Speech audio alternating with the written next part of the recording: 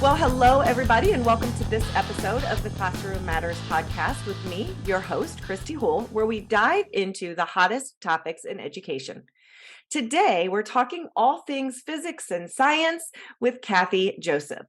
Not only does Kathy host the popular YouTube channel, Kathy Loves Physics, but she is also the author of the new book, The Lightening Tamers.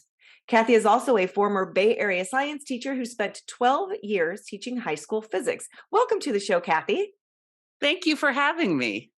So Kathy and I have spent quite a lot of time over the last several days chatting and getting to know each other. And I'm so excited about this conversation, Kathy. And so I want you just to start by telling our audience a little bit about yourself, your background, your passion for science and physics, and sort of where that all came from. Thank you.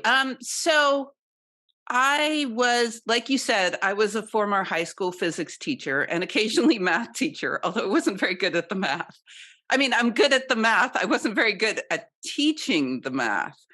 And I started to incorporate little stories from history just to spice things up. And I had some videos with little historical tidbits.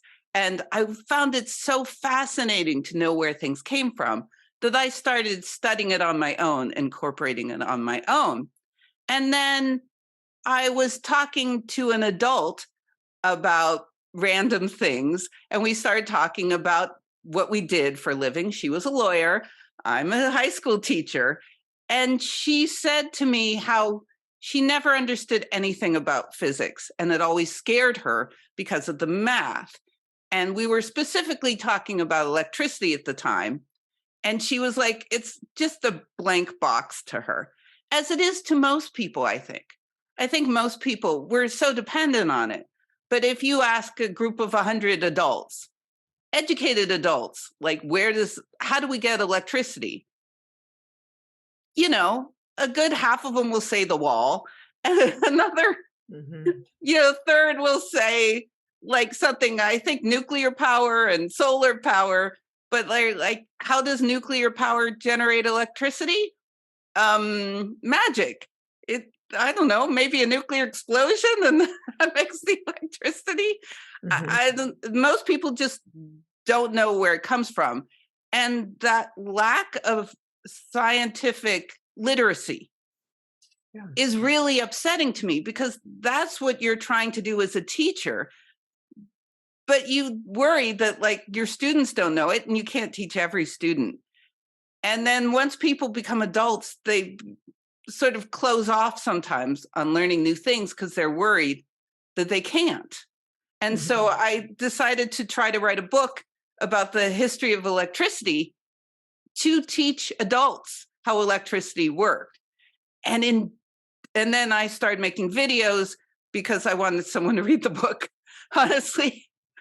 And then once the videos started to grow, I started loving that medium as well. And it sort of became an interactive event, if that makes any sense. Yeah. And then I learned that this is an incredibly powerful tool. And I really feel like it should be used everywhere. I feel like we're teaching science without any context. It's just, here's the equation, here's the math, now let's do it. And it doesn't stick with most people. And to me, it became this my passion project to try to encourage more context in our science teaching. Yeah. And I mean, you're talking, you said a couple of things in there that really sort of stuck with me as well. You talked about people having a fear of physics and a fear of science. And, I think that's true for a lot of educators for many, many reasons. Either they struggled with it when they were younger, they don't feel confident, or maybe they don't have the professional development training that they need along with their curriculum to know how to teach science. And so just imagine if teachers have that fear of science and physics, how our children must feel when you're sort of pushing that onto them in the same way. And so I also want to ask you, about the difference between the grade levels of teaching science. Because when I think back about science education in my own life, in the lives of the children that I taught, in the lives of my own personal children, kindergarten, elementary school, it was all things hands-on and fun and all of these really cool experiments. And then as students get older, it kind of gets boring, and it kind of gets, facts, and it kind of gets, like you said, equations and this and that. So where are we lacking in those connections? And that's, I think, where the storytelling comes from. But talk about that transition from elementary into, being an older student, and how we sort of, the difference in how we teach science. Well, I think we've come to this idea that to teach the science with the math, we have to drop out the stories. Because I'm a historian, I have read a lot of I've read a lot of textbooks written in like 1850. And so I know that we used to teach the more advanced science through the history. We used to do this. This was a classic way of teaching science. There was other ways of teaching science that we have dropped. We also used to occasionally teach science through the Socratic method. We would write and not just with Galileo. Galileo did that a lot. He'd write a book where he'd have three people talking, and they'd say, well, I don't understand this. What are you saying here? I'm confused about that, like a pretend conversation. But it wasn't just Galileo. There was a guy named Michael Faraday, and he was inspired to study science because he had no education at all. He went to school for a week. He had no money, no education, but he read this book written by this woman called Conversations in Chemistry, which was, once again, a conversation. She made up these people talking about science. So there's different ways to do it. But we've decided that the only way to teach, especially the more advanced stuff, and that works for only a small portion of the student body. So when we have that change, and it happens middle school, high school. So the teachers are always putting in experiments, but they're sort of on the side of this math-based curriculum. And we don't realize that there's another way to do it because we're told that teaching the history takes too much time. And that is a fallacy in terms of the material. You can teach faster with the history than without it in advanced subjects because the history makes it easier to understand. Instead of saying this, Ohm's law is this. This letter means this, and it has this units. This letter means this, and it has this unit. And then 20 minutes later, everyone is sleeping. And they have no retention. And then you have to say it again and again, again, and again. If you tell the story of how they got to it, you make connections, you pay more attention. All of that works so much better. And it's and I think the reason we transitioned to that, I really blame a physicist named Richard Feynman. And in the late 50s, he's working at Caltech. And Caltech said, how can we have this famous physicist doing modern physics? He's about to win a Nobel Prize, and our undergrads don't learn any of this. They get through Caltech, they haven't learned any modern physics. We are 50 years behind the times in our education. So they said, Feynman, you're always complaining about this, because he was always complaining. Will you teach a freshman 2-year course in basic physics, which at the time, no famous professors taught undergrads. They would just teach graduates if they wanted to. And he's like, okay, I'll do it once. And they recorded him. And he said in this, I would teach you about the history, but I don't have the time. So you can just look it up on the encyclopedia. Which we know kids today aren't going to do. Well, they look Usually. it up. They look it up on Wikipedia, maybe. Yeah. Which is, I think Wikipedia gets a bad rap. It turns out that everything has its biases. And what you need is something like an encyclopedia or Wikipedia. I honestly prefer Wikipedia to tell you where to go to get the original stuff, Mm-hmm. to Yeah. see what they got right and what they got wrong. But because we dropped the history from the science. And because of that, there's this disconnect where you start with like all this fun stuff. And then it's like, okay, now we need to learn the serious science by about 6th, 7th grade. It's time to get serious. We're not going to have it be interesting anymore. Yeah. Yeah. I think that's a good point too. When you mentioned there's no connection, right? Because a story is a human connection to whatever it is, whether it's to another person, whether it's to an emotion, whether it's to a feeling. And when you get rid of that, there's no purpose behind the reason why you're doing something. And you mentioned, a very small percentage of people will grasp these concepts of science and physics and just doing the equations and the math piece, but it's such a small percentage that students are finding it boring. Students don't understand. I was in a science class not too long ago, sitting in a classroom full of high school students, and someone was teaching, and there was no engagement because Right. and I remember asking students. I walked over and asked a few students, what is the purpose of this lesson? What is the purpose of this? And they had no idea, because there was no connection. So how do teachers, I have teachers listening to this, I have homeschool parents listening, I have principals listening as our audience. They're probably listening saying, yes, I get it. You're right.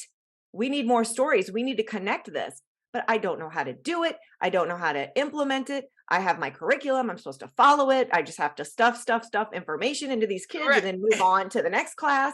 So how do we make it seem easier for folks that are actually having to do the work? That is the big limitation. It's not that this doesn't work.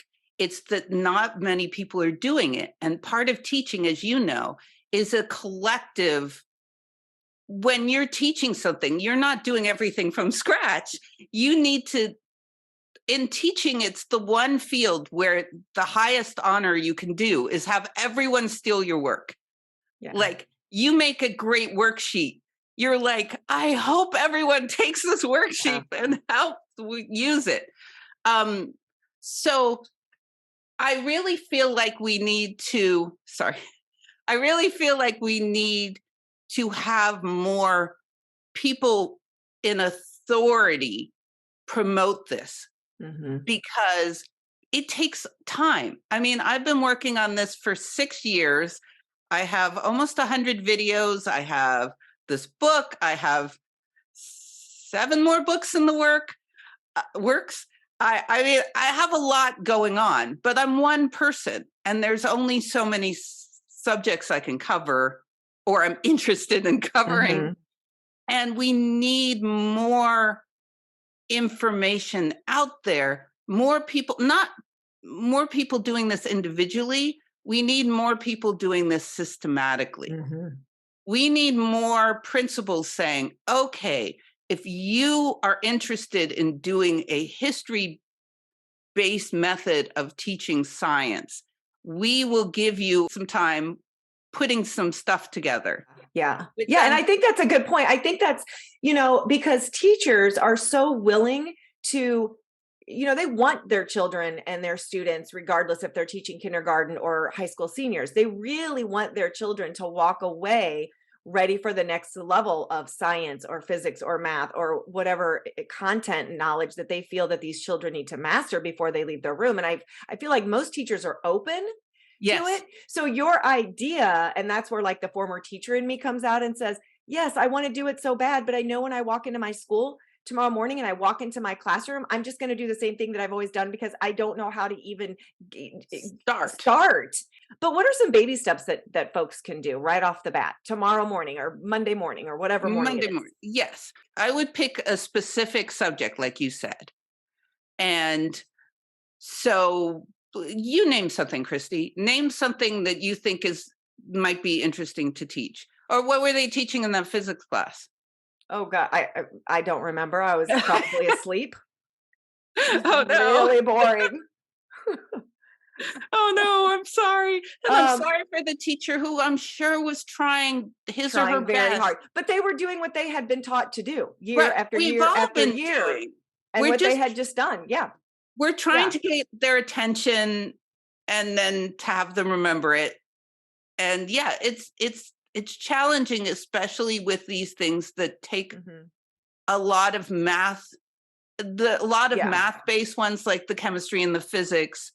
It's challenging, but So, even what's one of your favorite topics that you love to teach through story? oh gosh, well, one of my favorites is clearly the stories about electricity. So, for example, we in physics we always teach, and we almost always include the person who discovered this. That in 1820, this guy named Hans Christian Ørsted, not Anderson, Right. and usually we're taught something like this. In 1820, the Danish philosopher Hans Christian Ørsted accidentally discovered that current carrying wires create circular magnetic fields. From my statement, what words stick out to you? 1820. Excellent. Those people, Because I feel like students are like, oh, I'm going to have to remember this. It's going to be on a right, test. right, I right, have to right, remember the dates and exactly what he did. right. Maybe 1820. Maybe Hans Christian, Yep. because you might start singing Under the Sea because you Hmm. remember Hans Christian Andersen. Or maybe you think accidentally Hmm. because you've done things accidentally. Hmm. And you could see, there's peanut butter in my chocolate. There's chocolate in my peanut butter. I got Reese's peanut butter cups. Fabulous. See, like I remember that Hmm. commercial because it was an origin story for Reese's peanut butter cups. Of course, it was a fake origin story, but that was enough to keep it in my head for Hmm. decades, right? Yeah.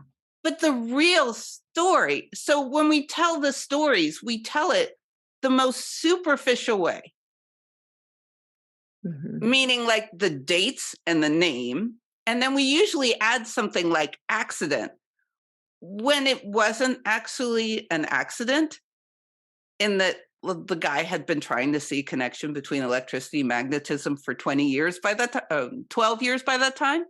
So like Hmm. when we strip away all the story to it, it's hard to engage anyone. Yeah. And we think, well, if we add too much story, we're going to lose our math people and our science people. But it's not true because we can be inspired by how science is discovered. So the question is, let's say you were like, how did we figure that? Hmm. So, like I said, I like to go on Wikipedia because Wikipedia gives an overview of what people think happened. And then you go, okay, what people am I talking about? And you do a sort of a Wikipedia link. Click up, keep on clicking until you find an Hmm. interesting story about an interesting person. Find someone who's interesting to you, a story that is interesting to you. And then try to there'll be quotes about them. Try to find one interesting fact about their life. Try to find one reason why they got interested in this subject, because that will interest your students. Like you were Hmm. saying, that class where you Hmm. don't even remember what they were talking about, and Yeah. none of the students remember. If it was on a subject about how, if it was a personal subject, you would have the historical person Hmm. saying why this subject was so interesting that they devoted their entire lives to trying to figure out how to make a shock over and over again or whatever. And then you can find there's this guy in Italy, and he was wondering how the digestive system worked. So he started force feeding geese with food on a little string. He'd feed the geese, he'd pull it out, and he'd go, yep, it's an acid. It's not just grinding it up. Hmm. Your stomach doesn't have teeth. It's your teeth have teeth. Yeah. Your stomach has acid. And you're like, oh, this is how the scientific method works.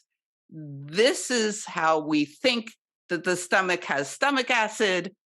And the kids will never forget that the stomach has stomach acid, because force feeding geese Mhm. is gross. Yeah. That'll Yeah. stick with you. Yeah, and I think, you talking about, I was kind of jotting down some notes as you were talking, because we we shove these facts down, kids' throats a lot. But what we really are trying to do is build inquisitive children who are questioning, who are asking questions, who want to know more, and who are seeking out those answers based Right. on internal motivation. And just your story, and what you said at the beginning of that story, you said, how did they figure that out? How did they Right. know? They didn't just know, like we know, they teach it to us, but how? And then having to go and figure that out. And so even just posing those questions to students, who was the first person to figure this out, and how in the world did he do it? It didn't just happen one day. Like, how do you think that happened? And so I think just those little tidbits, are going to push children to be inquisitive. And you said something else too that I think is really important for our teachers and families to listen to that are teaching at home. Pick something that you, the educator, first pick something that you are interested in, that you're going to gravitate toward, because your interest and passion are going to come out in your story, as opposed to just pulling something randomly from a textbook and deciding that's what you're going to talk about. And so talk about developmentally a little bit how you feel telling stories through science really helps students with um, attention to meaning and effortful thinking and retention of information. Well, retention, it's just huge, and connections. Because first, we teach science as sort of disjointed series of facts instead of a connected story. So it's hard for kids to see future connections to other things, which makes it so much harder for anyone to remember. I mean, I bet you can tell me the plot to 10 movies you saw in high school. Why? Because it stuck with you, right? Yeah. Can you describe 10 things from a science class you took in high school? No. No, not unless you kept on with that Mm-hmm. material over and over and over again till it got pounded into your head, Mm-hmm. or you just decide to study it on your own. But then so we're human beings are story people. That's how we communicate. Mm-hmm. That's how we remember. That's why movies are so powerful, because we are story people. And there is a story, there's a hidden detective story in every fact or thing we think is a fact that we Mm-hmm. tell students, right? There is a hidden detective story is we say, okay, the earth acts like a magnet. Why do we think that? Did we just instantly know that? If we Mm-hmm. instantly knew it, then it's not science, it's philosophy, right? It's only Yeah. science if you have to spend a lot of time making this model to Mm-hmm. counteract what's intuitively. I mean, if you look around and you're like, oh, heavy objects fall faster than light objects, that intuitively makes a lot of sense. It Mm-hmm. just turns out that there's more going on inside there. And so if you're doing Newton's laws, that took a long time to put together. It's all counterintuitive. But if you put it through the story of how it was invented, then these stories make sense, because the science is part of the person's personality. Mm-hmm. You remember the equation because you remember how everyone hated Ohm's law, and it made him lose his job, and he was despondent for 20 years Mm-hmm. about it. And then, so you remember it, it's connected. Yeah. And so once you have, and I think one of the reasons I get some people super mad at me about various videos I've made is because they've made such close connections to these scientists that they want that one specific famous scientist to have invented everything, Yeah. because we desperately want a connection to our science. And by stripping it away, we are leaving everyone poor. Yeah. Yeah. Yeah. I would agree with that. And I love the fact that you mentioned and that you said, and I want, everyone listening to kind of this be a takeaway that if we start young with the stories and we build and it's not so disconnected, Right. that it does make a huge difference, because I do think that's, a challenge for public education and for people teaching sciences. It's just, okay, this year we're going to learn about this and this way, and the next year we're going to learn about this, but there's no connection. Even though most things are connected year to year to year, we're losing that connection from grade level to grade level. Wow, I that's great. Yeah, that's a great thought. I think so. Also, I think because of the way, and this is, if you are a teacher, you are bound by certain things that you're supposed to get through. Yeah. And it can be very restricting. And sometimes you're teaching something and you're like, "Ugh, I have to get through the whatever you find less interesting, and like, I'm going to try to pretend it's interesting." But then if you go into its history, you will find that it's much more interesting than you thought it was, or it wouldn't be remembered. It wouldn't be considered important. There's a reason that the laws of thermodynamics are considered important, but as a high school teacher, you're not thinking about it that way. You just teach it, and then everyone forgets it. And then they study it for the test, and then you move on, and then they never think about it again. Yeah. Right. And we also don't think of scientists as people. We think of scientists as very unemotional, the scientist, nerdy, no relationships, no. And there are people, but I think of scientists as artists. We are looking at the world and making a model of it and trying to inspire other people from it. And like other kinds of artists, there's a range of crazy personalities. And some people are antisocial, some people are super social, some people are poetic, some people are fashionable, some people are completely unfashionable. There's such variety. And I think that too is inspirational, to know that there's so many different skill sets and different personality types that can change how we see the world, is inspiring. Because you might be like, well, I stink at math, I can't be a scientist. Yeah. And I'm like, well, how about Michael Faraday? He couldn't do any math. He called it hieroglyphics. He didn't speak any other languages. He didn't have great formal education, but he looked at the world a new way. And like Einstein had 3 drawings on his wall of Newton, Maxwell, and Faraday, of his heroes.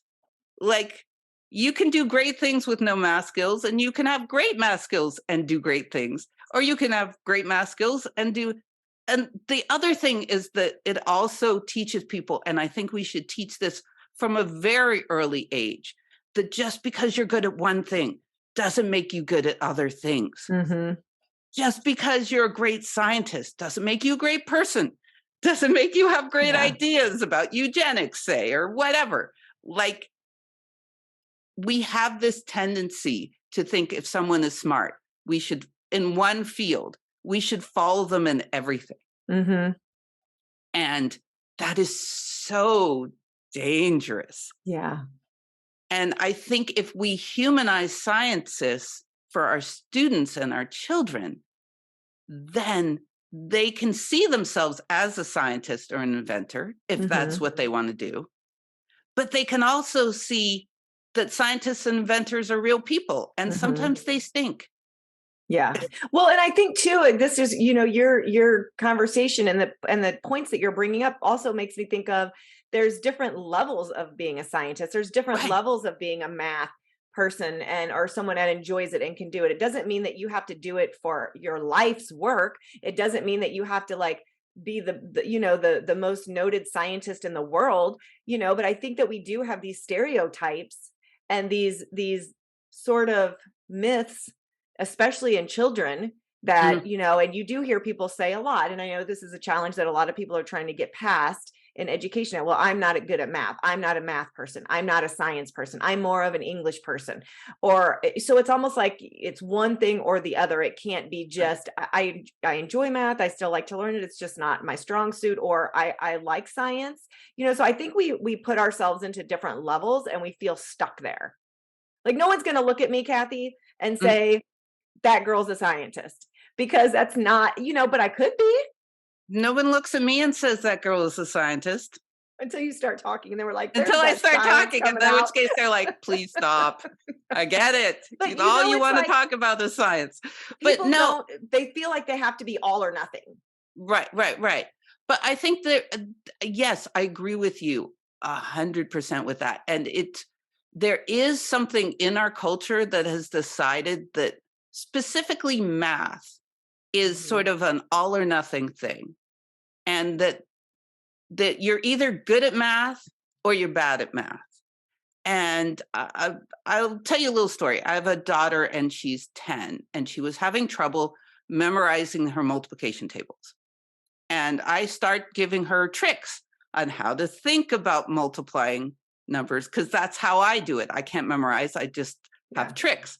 I'm like, okay, 5 times a number is the same as 10 times the number divided by 2. That's how I think about it. And so for her, it wasn't really working.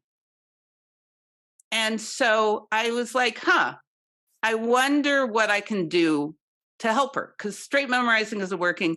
Flashcards aren't working. And she was starting to say, I'm no good at math. Mm-hmm. And I was like, oh no, once you start feeling that, it's downward trend. And I was like, oh, she loves music and she's great with lyrics. So we look up these Schoolhouse Rocks from the 70s. And now she's like 3, 6, 9, 12, 15, 18, 21, putting 24, 27, 30. And there's nothing wrong with that. In fact, it means that we all have strengths and weaknesses. And the plan is to use our strengths to cover for our weaknesses. Not to say, I have weaknesses, I'm done. Yeah. And so you might, like, I struggle in foreign languages. If you've watched my videos, you can see I have trouble with auditory processing. Mm-hmm. And sometimes I just butcher the names of people. But I use my strengths to cover for my weaknesses. Mm-hmm. And so, but nobody tells me like, oh, you must be stupid. You struggle with foreign languages. Mm-hmm. But people feel stupid if they struggle in math. Mm-hmm. And that is one of the things that drives me crazy. I wish we had a more expansive idea of knowledge and educate. You know what I mean? Like, I don't want anyone to say, I struggle with math, therefore I'm stupid. Or I'm not going to try anymore. I'm not going to do it. I'm just going to stay away from it. Stay away from it. Yes. But it's like people, when they say, I struggle with reading, mm-hmm. you go, oh no, I struggle with this part of reading too. Or I understand. Mm-hmm. Let's see why you're struggling and learn a way to get past it so you can hopefully enjoy reading in the future. Mm-hmm. Right? Yeah. But when it comes to math, it's just like, oh, I'm bad at it. Forget it. Yeah. Or you pull out the calculator, or you look it up, or they have all these apps now with I have children in high school, and they have these apps where, I forget the names of them, but you can literally just take a picture of the math problem and they, give you the answer or show you how to work it out, which is sort of a good thing. We use that to its advantage with my son, because it will actually show you the steps and mm-hmm. the how and the why they got there. And, I think we have to be more open-minded when we teach math and science and physics too, that it's okay to give the answer and then work backwards from how we came to that answer, instead of just saying, well, you tell me how to do it. Here's the answer. Okay, you don't know the answer to this equation. I'm going to give you the answer. It's not about the answer. It's about why did we get there? How did we get there? How did this get discovered? Like, let's talk more about that and less about, can you tell me the answer on a test? And so I think that the work that you're doing, the stories that you're telling, the book that you've written, and I'm sure the books that you're working on and all the resources that you offer are really lending themselves to that way of teaching and learning. And so with that, I want you to talk a little bit as we wrap up about where can we find your stuff, what can be used, how can we use it, all things Kathy resources for our listeners. Excellent. I love that. Okay, so I guess I will start with my first book, which is The Lightning Tamers. I'm sort of putting my thumb to it. Yeah. You can get that on Amazon, or you can order it from a bookstore or a library even. I'm highly encouraging libraries, even though I make less money from them, because I love the thought of things coming out. So there's a book, and that covers, it's about the history of electricity and engineering. So it would be very useful for anyone teaching anything about electricity or engineering, and that's those things. So any sort of even basic physics. So let's say you're teaching fourth grade, and you have something on electricity. You will find things in there that are interesting stories, will help you teach that. Also, I have my YouTube channel, Kathy Loves Physics, which has almost 100 videos on a whole range of topics, mostly physics-based, because Kathy loves physics, history of and mostly more advanced, so mostly more high school and beyond. Mm-hmm. But I have a whole series on electricity, and then a whole series on radio, and I have a whole series on early quantum mechanics and Bohr's model. So if you're a chemist, you might want my Bohr's model one. I'm very proud of that one. Coulomb's law, I have a lot. A little bit on astronomy, a little bit on chemistry, tiny bit on biology, not very much because it's not my field. Also on my website, www.kathylovesphysics.com, I have the scripts for my videos, like the words, and a bunch of them. I started a couple years ago, I started adding citations to my scripts online so you can see where I got it. And then my last 3 videos, I have link citations. So you just go there and you click on it, and you can read the actual article from 1884. And you don't have to look at the name, go online, look for it, et cetera, et cetera.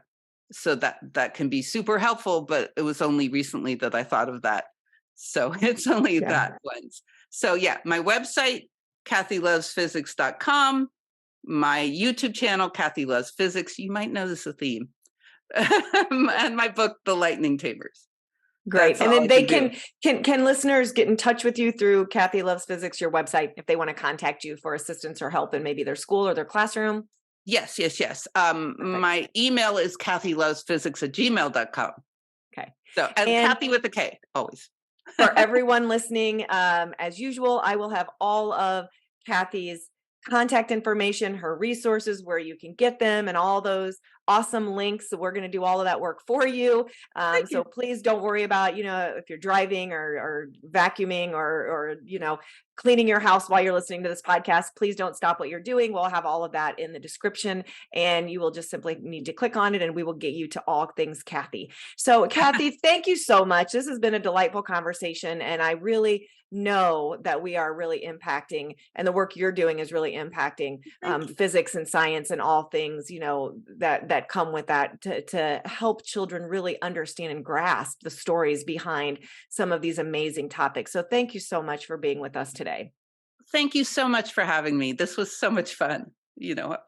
I love talking about this stuff. I could do it all day. Yeah. And we'll have to maybe come back when you have your next book out. We'll do another conversation about that. We're looking forward to that. So thank you again, Kathy. And for everyone listening, this is Kristy Houle signing out for this episode of the Classroom Matters podcast. And don't forget to check out all of our great resources on the Educate.Today website.